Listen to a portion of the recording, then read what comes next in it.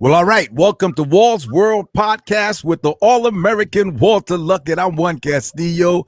How's everybody doing out there this afternoon? What's happening, my brother? How you doing, man? Oh, I'm doing fine, Juan. And I tell you, it's 2-2 now in the NBA, so it's getting exciting, and I think it's an exciting time. I'm looking for the next Saturday. I think Saturday play at 9 o'clock. 9 So I o'clock. tell you, but they're That's going to be in Phoenix, so it's going to be a whole new different ball game. That's going to be a big one. That's going to be a big one. All right, so let's go to the last two games, right? Sure. So let's go to the first game, right? When they tied the series. So what do you think about that game? Well, when they tied the series, actually, when they went 2-1, when they went 2-1. Yeah, I think their backs. They really had to really play basketball. And actually, what they did is they basically kind of follow our lead. And I hate to say that. I mean, I'm trying to promote ourselves here, but we knew that you got 2 7-footers. You got to use them. That's so right. he got 42 points. Lopez was dominant underneath. They were blocking shots. The guards played big, so they're doing a lot of post up play. So it was a real eye opener, I think, for the coach because he realized his strength is down low. So I thought, and Phoenix really only had one bigs, and he got into foul trouble real early. He got into foul trouble, and the rest was history. They got blown out. Yeah. So you had Giannis with 41. You had Brook Lopez with 11. Yeah. 2 rebounds though. That concerns me. 18 for Middleton. He got more rebounds than Brook Lopez. Okay? Well, the guard play was strong that day. The guards were real bigs. I mean, when you even think about Holiday, he's down low with that left hand. He gets a lot of offensive rebounds. I don't know if you noticed that. Yes, he did. He got 5 rebounds altogether, 9 points, 21 points. Okay. 9 assists rather, 21 points. Bobby Portis played well. He got 11. He's the hero there. They love him in Milwaukee. He seems to really respond to the crowd. But I still think, and I say to this day, Portis is cutting into Lopez's time. Lopez got to play more. They got to give him more minutes if they're planning to win this championship. They do. I mean, Bobby Portis got more rebounds than he did, and that's probably because both of them have similar minutes. He got 18 minutes. And Brook Lopez got 21 minutes. You got a 7-footer and you playing him for 21 minutes? That's crazy. Yeah. Well, you've been saying that all along. You got to play Lopez, and also you got to coach him. Get down low because when he's down low, he's very effective. No one can stop him down low. No one. He can get people in foul trouble. Now on the other hand, the Bucks didn't have a bad game, but let me say this, okay? That was Devin Booker only scored 10 points. He got into foul trouble. Only played 29 minutes, and only scored 10 points. Chris Paul did well. He got 19, 9 assists. DeAndre Ayton, 18. Jay Crowder, 18. And look, that's a balanced attack right there, right? And that's the reason why I think they're the better team in terms of team ball, right? But they've gotten away from that, They've gotten away from throwing the ball down low to Ayton. Ayton should score one of these. He should be up 25, 30 points. Easy. And get those bigs in trouble. Yes.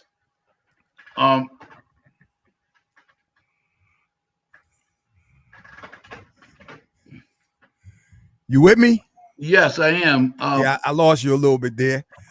You got some pixelation jumping off right now, bro. Yes. Can you hold on a second? Yeah. We can stay with us. You can stay with us.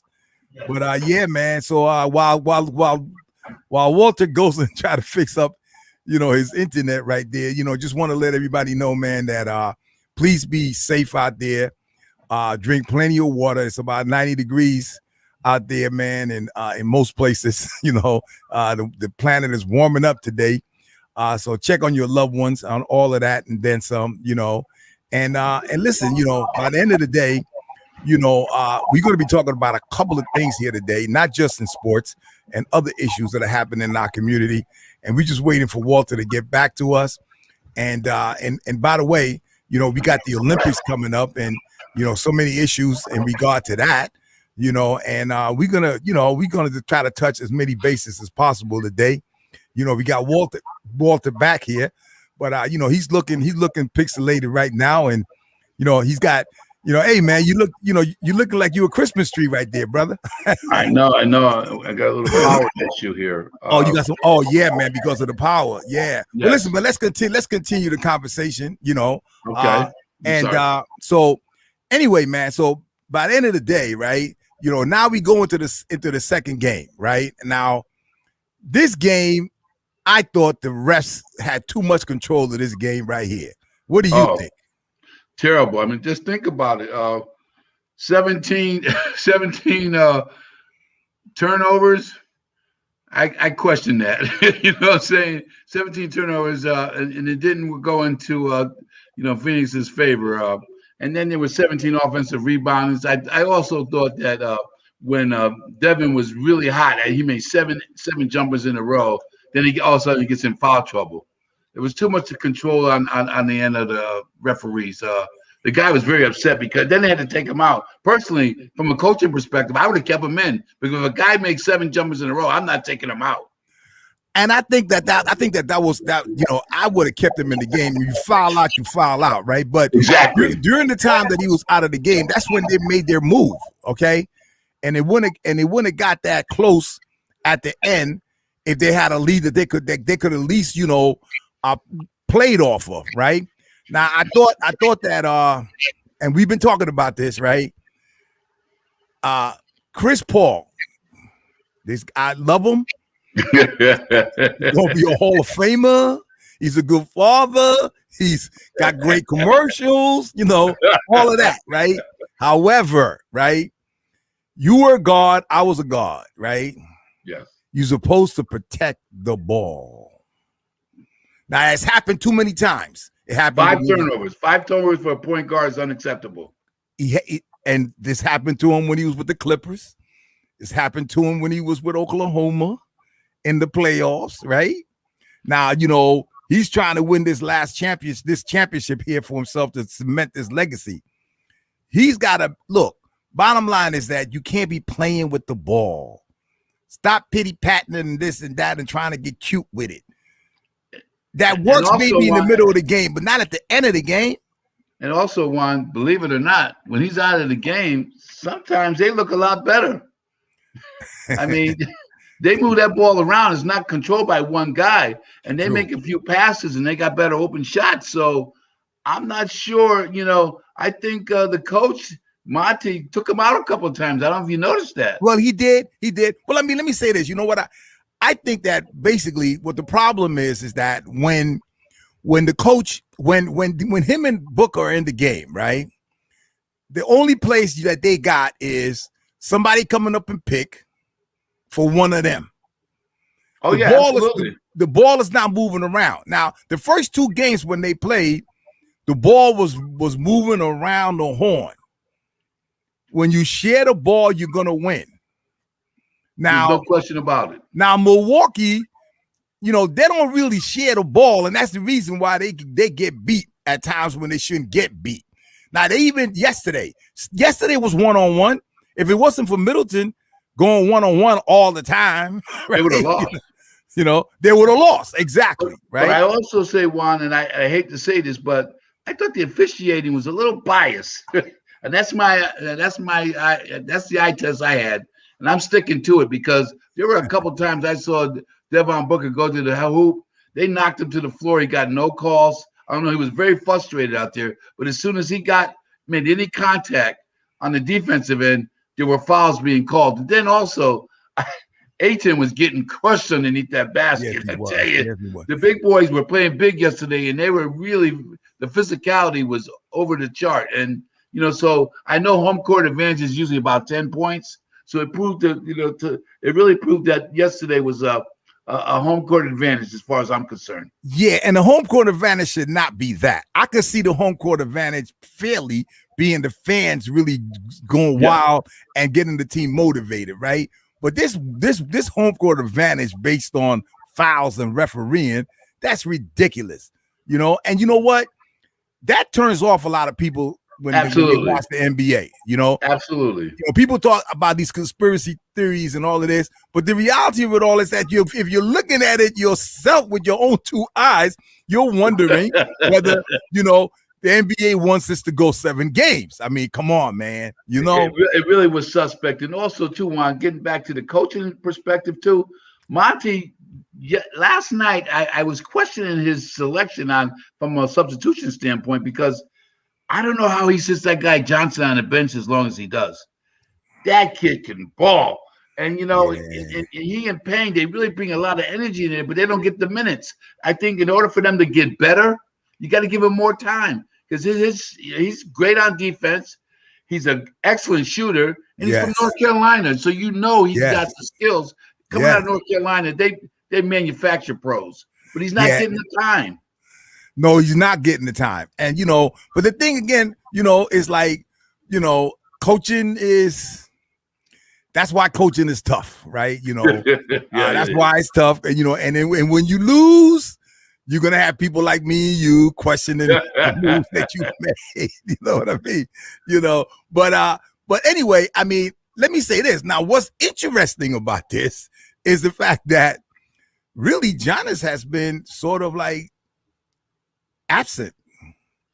He's not playing that one-on-one.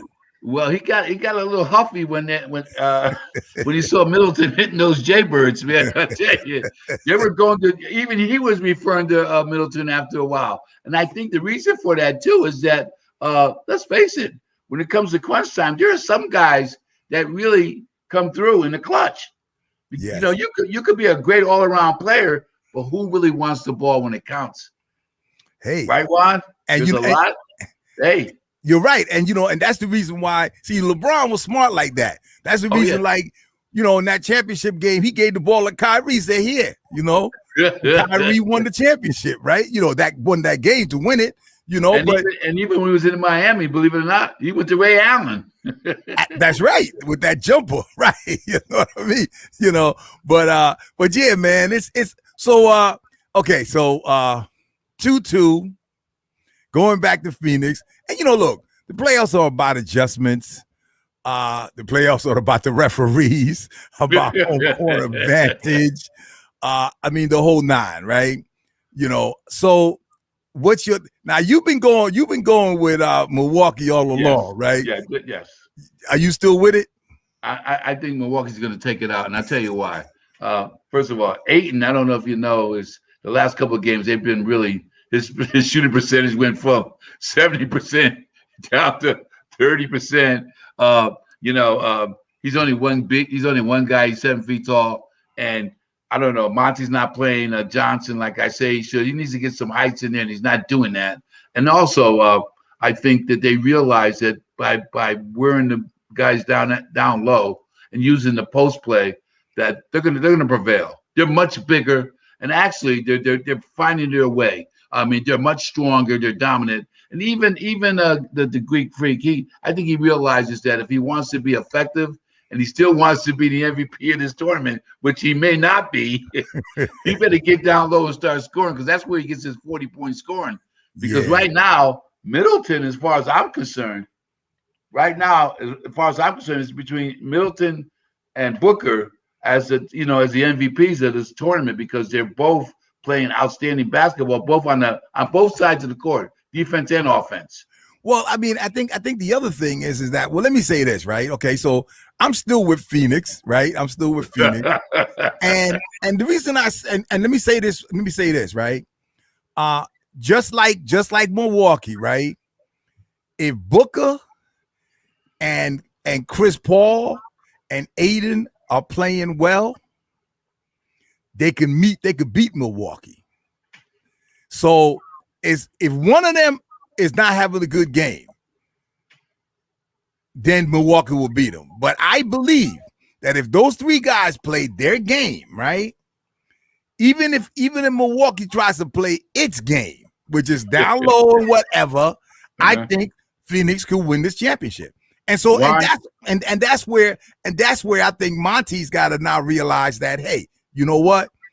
I got to motivate these 3 guys and tell them, like, look, I'm not taking you out of the game. If we're going to win this championship, whether you're in foul trouble or whether you're tired, you're staying in the game because that's how we're going to win. And you said something. There was one big word that you said that just took out my mind. If. well, because I'm gonna tell you right now, I personally think if I was the coach of Milwaukee, and right now I'm bringing all the big boys down low, and I'm gonna punish you because right now it's the physicality that Phoenix cannot deal with. They don't like being. I mean, they're not strong physically. That is. So right. you gotta really go down low and just punish them, play bully ball, and you're gonna win. And I think Well, they're going to do that. They're going to definitely do that. And I think they're going to win in Phoenix on Saturday because you that's think they're going exactly to where win they're in Phoenix going. on Saturday? I Okay. think the crowd would be on Phoenix's side, but smart basketball tells you go down low, you use the big guys. Because if you look at every position, Milwaukee's from a size standpoint is across the board is bigger than Phoenix. The guards are bigger, the centers are bigger, the forwards are bigger. So why not use them? Well, are they better? Well, that's a good point, but at the same time, you can't have Chris Paul dribbling around the court, holding the ball up when their assets are moving the ball and getting 4 or 5 passes before they get their shots. He kills the clock. He eats up about 14, 15 seconds before he even decides to shoot or pass. You can't do that because they actually slow the ball, 4 or 5 times in a row because of that. Right. Well, he did that for the last 2 games, but he didn't do that for the first 2 games. I know. So you wasn't talking that stuff in the first 2 games.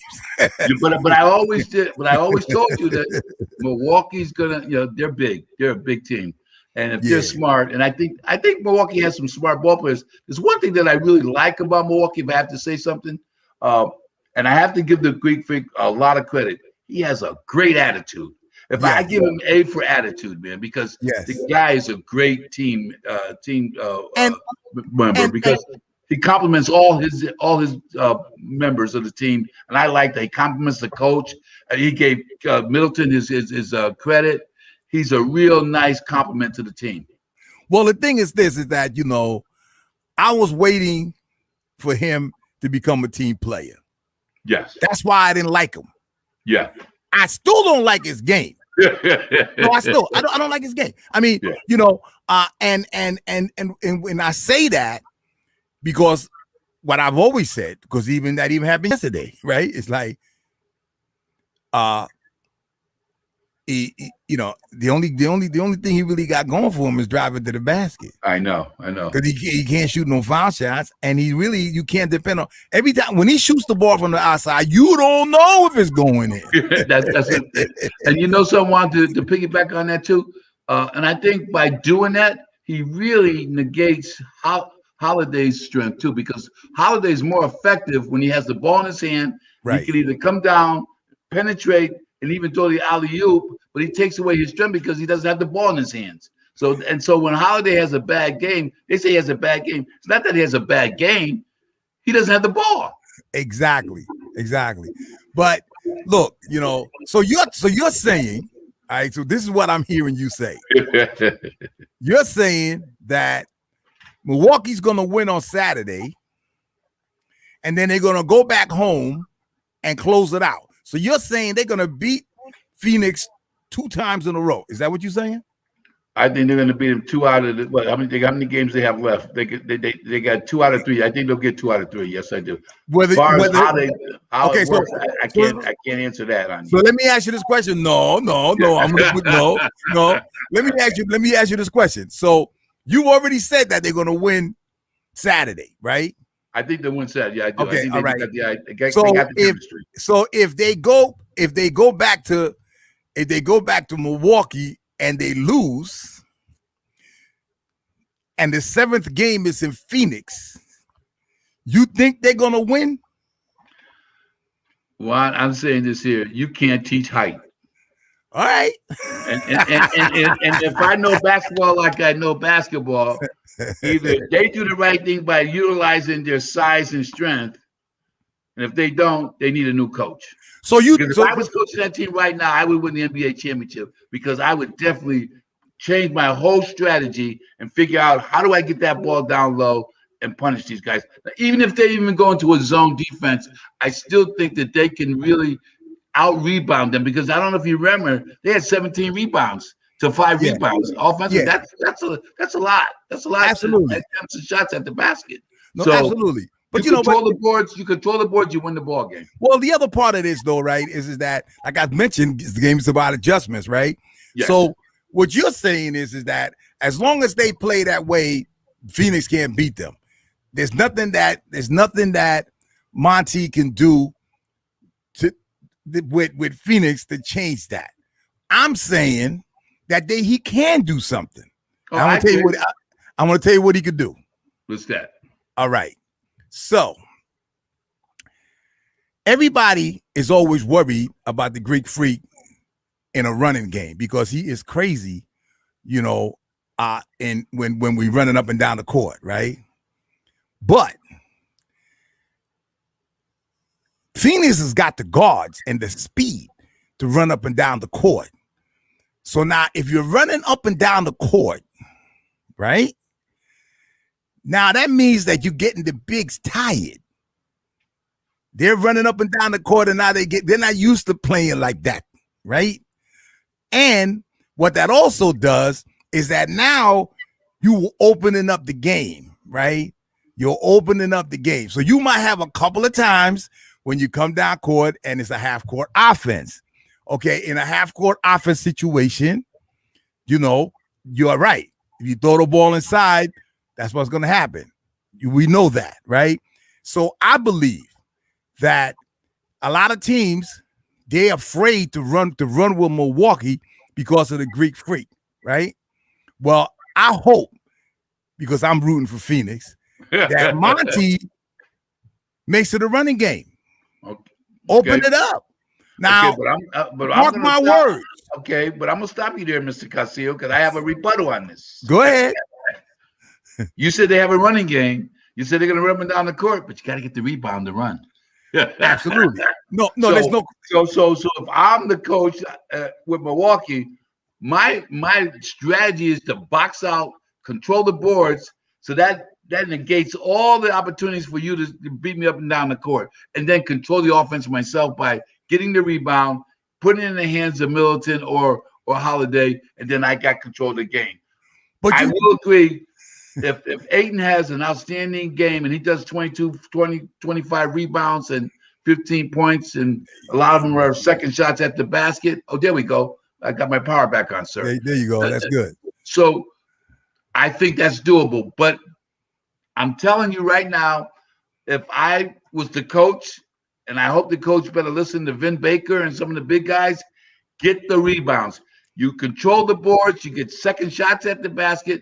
You eliminate fast breaks on the fast break, and you don't have to worry about you guys getting down court to play defense because you got control of the ball. You eliminate it to one shot. I think you have a better chance of controlling the game.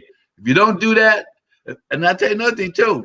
If I was the coach, and I'm not, but I'm just visualizing what I would do. Yeah. I would also go down and really have Lopez get Ayton in foul trouble. You get him out of the game, you got the game. Well, I rest my case. And I hear that. But again, my rebuttal, again, they can't get all the rebounds. Okay, because we still got Ayton in there, right? Mm-hmm. And he does rebound. Okay. So what I'm talking about is this, is that obviously you're not going to, they're not going to be missing all the time, and you got to get the rebound so you can go ahead and run down the court.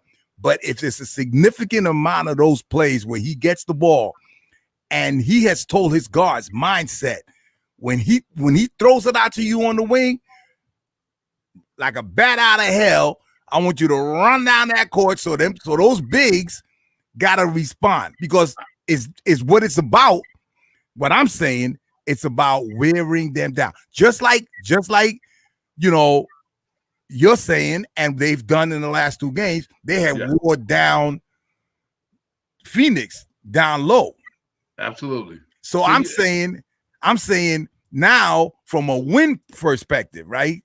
Uh-huh. From a win perspective, I'm going to wear you down running. So now, mark my words, I believe that this is what they're going to do on Saturday, especially at home, to get the crowd all worked up and everything, right? I believe that's what they're going to do, and they're going to beat Milwaukee. Now, this is what I also believe. I believe they're going to go back to Milwaukee. Milwaukee's going to win, and then it's going to go back to Phoenix, and I think Phoenix is going to win that. That's all I'm saying. Because you know what? The teams that wins away from home is the one that is going to win this championship. Period. Now, no one has won at home yet. No one. So, you have a very strong argument there, Mr. Castillo, and I respect that, but I'm going to say this is that at the end of the day, yes, I don't see a championship team without a big man, a legitimate big man. Well, and history proves it. I mean, and at the same time, Phoenix got one though. Phoenix got 8. Yeah, but he's by himself, Juan. But this and another thing that you mentioned, you mentioned the fact that they're going to come down the court and they're going to be fast and everything. They better do that without CP3 because CP3 needs to be on the bench when they decide to do that. Because if he's in there, it ain't going to happen. No, that's true. But listen, you keep talking about you got to win with a big man. Old school. No, but check it out. They got a big man that's shooting 3-pointers. Do they really got a big man? I know. They only got one big man too when you really think about it. But I don't know if you saw on the sideline legitimate big guard Oscar Robertson and Kareem Jabbar. When I saw those two, that really put a smile on my face. Because, and John McLaughlin too. And they deserve that recognition. Yes, they need to be on the front line there because those guys won a championship. That's the last championship they ever had. Hey, listen. When the game first started, I said, "Oh man, they're bringing out all the big guns now." Because these guys can't lose in front of Kareem and the Big O. and the officials made it legit. And the officials too. That's right. And the officials too. There was too many stars there, man. But listen. But let me say this though. Let me ask you this question. I'm gonna throw this one at you. Yes, sir. All right, All-American Walter Luckett. If the refs weren't reffing the way they were, would Phoenix have won that game? You mean Milwaukee won the game? No. Would Phoenix have won the game if the refs would have called it right? Easy, because I tell you right now, Booker would have been still in there, and he was on fire. And you see how frustrated he was. He even kicked the chair because he knew doggone well that was the only way that they were going to stop him was by being in foul trouble. Even though it still was a coach's decision, not that he should not have taken him out anyway. No, like you said, you win. This is a championship. You go for your best. Kobe Bryant would not have come out. No. So Devin Booker, I think, because he's a young man, he's respectful, and he should be. Don't get me wrong. I'm not saying that he should defy his coach's, demands, but I would have never taken that kid out. He was ready. He had 8 in a row. Yeah, exactly. And then all of a sudden, he played some defense, and they called some fouls on him. And usually, think about this, Juan. Usually, you don't foul superstars out. No, you don't. You keep them in the game. That's part of the excitement of the game. Is the stars stay in the game. They had to go 2-2 yesterday. So all right. So listen, let's switch subjects. Yes, sir. So what do you think about the USA basketball losing 2 games? Well, you heard what Papa just said, right? What did he say? He was very angry about that. I think that first of all, they're not bringing their best. Number one, I'm surprised that Kevin Durant is on the team and they're losing. So what does that tell you about? Again, you don't want me to go there. Yeah, well, he's a good man. He's got a great family. We can set it up for you. Hey, listen, man. All things. This is your podcast. Yeah, huh? Kevin. All right, I'm gonna lay it on the line, though. Lay it on the line. Kevin Durant's a great offensive player, but he doesn't win the big games. He doesn't win the big chips. So I'm looking at him a little closer and say, Kevin, you got to do more than score, okay? And then second, too, LeBron's not playing. No, LeBron's making movies in Hollywood, so that's not happening. they don't have the best guards out there. Well, Diller is an excellent guard, but I mean, really, the guards that should be playing, in the Olympics, they're playing in the NBA Finals, as far as I'm concerned. Because I go by who's winning now. See, I don't go by the past. Who is relevant right now? So the best guards, the best players right now are not playing and representing the United States. So as soon as Popovich get the right players, which he won't, because I think they're all tired from the pandemic. They're going to have to figure it out. And also, let's not Nigeria beat them one. Yes. Tokyo, basketball is universal now. Hey, people are balling all over the world, man. And then you get guys like who come from the different parts of the world. They want to represent their country. Hey, well, the Greek Freak is going to be playing for Greece, right? And these guys are pretty familiar with each other too. So I don't think you're looking at the Olympics in a different way now, because believe it or not, we have brought some of the talent across the world into the United States, right? But these people still want to go home and represent their nations. So I think Popovich really got some work to do. And also his coaching style is, it's getting kind of old now. You can't be getting up in these guys' faces and talking like smack to them, because, they'll tell you, we want another coach. Yeah. The power's in the players right now. Absolutely. No question. And again, going back to Kevin Durant, I don't know, Juan. You don't know if he can lead a team. I don't know if he's a leader. I don't know if he's a real natural leader. Well, I question that. I think he's a great player. I think he's great for the game, but he may not be great for bringing teams together as one. I don't know. That's that's my observation. Well, that's the reason he went. He came to New York. That's the reason he came to Brooklyn. Because he wanted to do it his way.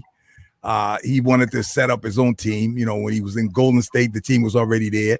He joined the team, and he was a clutch player for them. I mean, with all respect, right? But also, let's face it, Curry was Curry is the leader of that team. So and then Thompson. Yeah, that's right. So them guys, that was their team, right? And before he left, Draymond was talking smack to him. Big smack. He said, "Hey, exactly. Without you, we're gonna win." So, yeah, exactly. Go somewhere, right? You know what I mean? So now he is not one, and you know what? He's been on some great teams with great players. Just think back with Oklahoma. Yeah, they had some ball players: Westbrook, Ibaka, Harden. Yeah, I mean, and you couldn't deliver a chip. So I don't know. It's all about the long-term legacy, man. Really, So, but it's gonna be interesting. I mean, now they're talking about not having any spectators in the Olympics, and that's wow, that's crazy, right, man? Well, you know what? I think unfortunately, in the last 2 years, it's really been a challenge. Socially. How do you make the right decisions? I think people have really been trying to figure it out, but I guess only God knows how we're going to get out of this COVID-19 crisis. It's just making people do crazy things, and I'm thinking out loud here. I was alarmed when I saw this brilliant man who in the NFL be arrested, domestically, and I'm like, that's out of character. This guy went to Stanford University, was an honor student, and now he's in the NFL. He won championships, and they're locking him up like what's going on? Richard Sherman, you're talking about? Yeah. I mean, what do you think about that? I mean, it's just everything's falling apart socially. Well. Let me say this. You know what? This is actually related to some degree, right? First of all, on the pandemic side, right, we saw a rise in domestic violence during the pandemic because people are home more. They're around each other. They don't have no way to, go off and do their thing, and just whatever, and in relationships, it's not, they're not perfect, and you're gonna have arguments and whatever, right? So I'm gonna say that, right? But again, back to him, right? And whatever happened, right? I think that this is an opportunity. It's a teaching moment. Right, because in the past, we've had guys that you could kind of like predict that they would be involved with something like that. Yeah, you know what I mean? Because of their history, and their lifestyle and whatever, right? and you see a guy like him, like you just mentioned, right? That his resume doesn't, but what that tells you is that that no one is exempt from that, right? And and why does that happen, right? I mean, I've dealt with domestic violence and domestic abuse, because there's different types, right? It's not always physical either. Sometimes it's very mental, much mental, absolutely. right? And you know, it really starts as a young man, right? When you're growing up, right, and what you're seeing, right, and what you're watching. I mean, growing up, I saw my stepdad put his hands on my mother, right? I saw her bringing his plate to the table. You know what I'm saying? All this kind of stuff, right? It's a different time now. We're talking a different time, man. But some of that even still happens now. But, but needless to say, right? It's a mindset around the fact that that a man has certain privileges within the home, and one of those privileges is wrongly put into a lot of young people's minds is that you could put your hands on a woman, right? Right. And look, these young kids, they're doing this, right? And by the end of the day, right, like you're working with young people all the time. I'm working with young people all the time, right? And I think it behooves us to begin to talk to young men and young women now, because it goes both ways. Right? You can't, like if you slap your husband, right? Like your expectations. well, it's not even the expectations. Is you slap your husband, you're committing domestic violence yourself, right? And so, bottom line is that like we got to teach our young women also that that's not the answer, right? You might be angry enough. He might have done something to you or said something to you in anger, but that's not what you do. The same thing with young men. Look, she might have said something, you might have found out something, whatever the case might be. But the answer is not putting your hands on a woman. Period. And to your point too, Juan, I think when you talk about young men, they're under different pressures too in our society. Yes. So our women need to be educated in that light as well. When a young man goes out and he's looking for a job, or he's trying to get an education, he's got to be 2 times better in every situation that he gets into. Yes. That should be considered. And then, again, to your point, vice versa. Vice versa. Yes. But the mental abuse can be, depending on the individual, could be severe. We don't know that. But my argument with Sherman is that because of what he's done and accomplished, was it necessary to incarcerate him? Because, he's an outstanding model. He went to great school. He's educated. He's done some wonderful things. So you make mistakes. Now, the question is, because he's a high-profile individual, is it necessary to put him in jail? That's my only argument, because he's a nice role model to follow. He's going to make mistakes, but they blasted all over the air for about 2 hours that he's been incarcerated, he's being investigated for hit and run, those types of things. I think sometimes you could kind of, give the man an opportunity to explain himself. Why should he be crucified publicly when he's done so much, for our communities? So now what happened? So he was accused of hitting a young lady. Well, his wife, they're investigating now, but the in-laws are involved. Then there was some situation where they're investigating a hit and run situation too. So he's got a couple things that he's got to explaining to do. But even at the same time, an individual with that high profile, I'm wondering if it was somebody else, would they be as equally as punishing? I don't know. That's so now. So he's been incarcerated and he posted bond. Is that what the situation is? I haven't seen the bond yet, but they did say, I saw that he's been jailed. So what does that mean? I don't know. I mean, I'm sure he has the money to get out of jail on bond. But the whole image thing now, because when he first started, I don't know if you know, when he was interviewed, they saw how articulate he was and the schools he came from. Then he started getting the commercials. But prior to that, I don't know if you remember, prior to that, he was saying, I'm marketable too. I went to some of the great schools. How come I'm not being marketed? Right. So his life turned around in that light. So now he's now he's being punished for doing some things for indiscretions. So I'm just a little disappointed because I thought he was Yeah. a brilliant young man, and I Yeah. think he had a lot to offer, and he always was promoting education. Yeah, and I mean, because the other part of that, man, and like I said, we got to cover all areas, right? Yes, sir. I was involved in the early stages of when the domestic violence law was passed in Connecticut, right? And it came out of a case that I actually was involved with.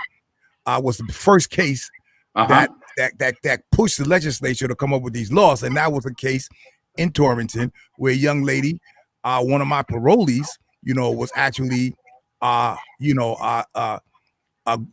after his girlfriend, and the police came and try to talk to both of them, and they came a couple of times, but eventually he went in there and he killed her, right? Wow. Yes. So what the law says is that in any situation where the police are now responding in Connecticut, right? Is that someone has got to get arrested, someone. Right. And then once they get arrested, then they're supposed to be offered social services, as well as dealing with the issue of what the assault was all about on whatever. Right. Because, domestic abuse is a socioeconomics situation. Right. Yes, sir. And you got to look at everything. Right. And so having said that, right,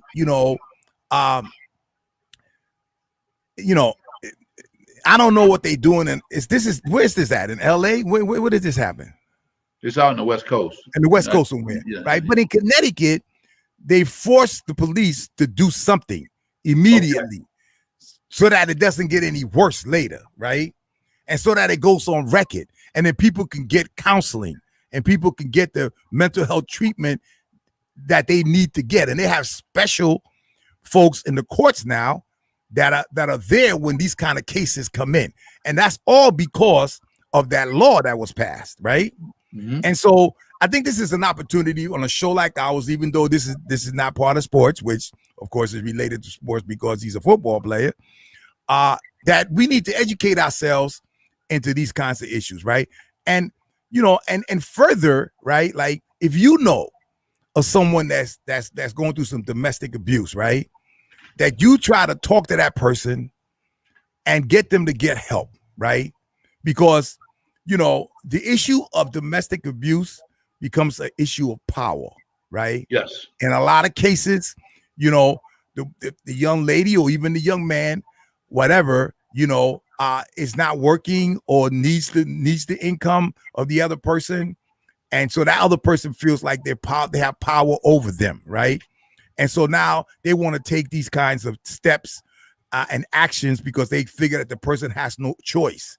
There's kids involved. Now, I don't want to leave this house and my kids don't have a place to live.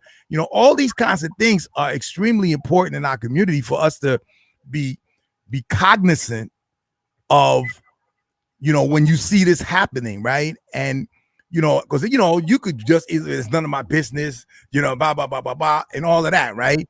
But and it gets worse, it gets worse, and people die, right? People die, right, over this kind of stuff. So and this is very close to me because of that case, and I think that's extremely important, man. But I just want to say, Juan, that thank you for sharing, because that was quite an education for the last 2 or 3 minutes. And I think people that are listening, it is a moment of learning about how our society is being managed. And I think your insight was spot on. And I appreciate you sharing, your personal experiences, because that's something that we need in our communities, particularly in our communities, because we don't hear it enough. And we're not even exposed to the education part of it. Right. So that's so well you articulated it so well, and I thank you for that moment. Absolutely. Well, listen, my brother, we got Saturday. I'm going with Milwaukee. I got to stay with Milwaukee. I got to stay with the big boys. Well, you know the Phoenix bird, right? You know about that, the Phoenix. Story of the Phoenix, right? The Phoenix is a bird that flies, and then The sun burns him up, and he falls to the ground. Yeah. And then he comes back up out of the ashes to fly again. Okay. Wow. So the Phoenix Suns, the Phoenix Sun is 7. That's what I'm saying. And I'm telling you, I don't know if you noticed, but we've had some rainstorms lately. My brother, listen, man, have a great afternoon, man. Thank you, sir. Stay cool, man. Stay hydrated, man. Yes. You know, and I apologize for the we had a power outage, but we're back in business. So good. You got to well. get a couple of generators over there. Casa, yes, sir. Casa Luckett, man. You know, the mansion. Yes. Thank you so much. My brother, take care, man. Juan Castillo with you. Walt's World Podcast with All-American Walter Luckett. We're going to see you after game, after game 5. Yes, sir. Take care. Have a great one. Thank you so much.